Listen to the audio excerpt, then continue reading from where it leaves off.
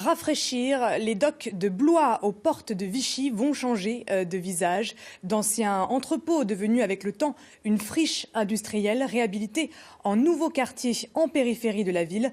Un chantier qui s'annonce titanesque. Pascal Félix, Anne-Claire Huette. La nouvelle école de kinésithérapie et son campus, les logements intergénérationnels et leurs jardins. Voici à quoi ressemblera dans quelques mois le dock de Blois.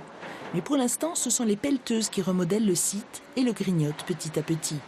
Les promoteurs ont acquis les lieux début janvier et ont aussitôt démarré la démolition.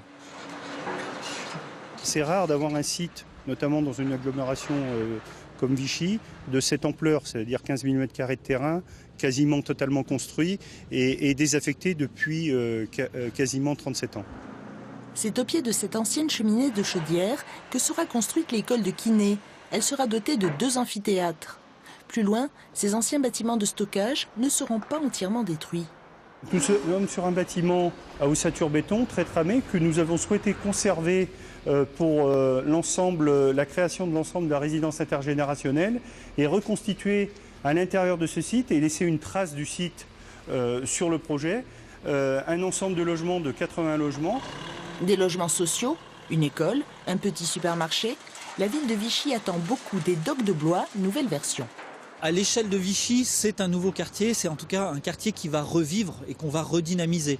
Ceci étant, on est vraiment à proximité de l'hypercentre et d'une certaine manière, on consolide l'activité de l'hypercentre de Vichy. Et ce qui est important, c'est aussi que l'on ramène d'une certaine manière de l'activité et des étudiants qui avant étaient un peu plus loin sur le site de l'hôpital. On les ramène à proximité de l'hypercentre. La principale contrainte du chantier est de préserver les nappes d'eau thermale à proximité.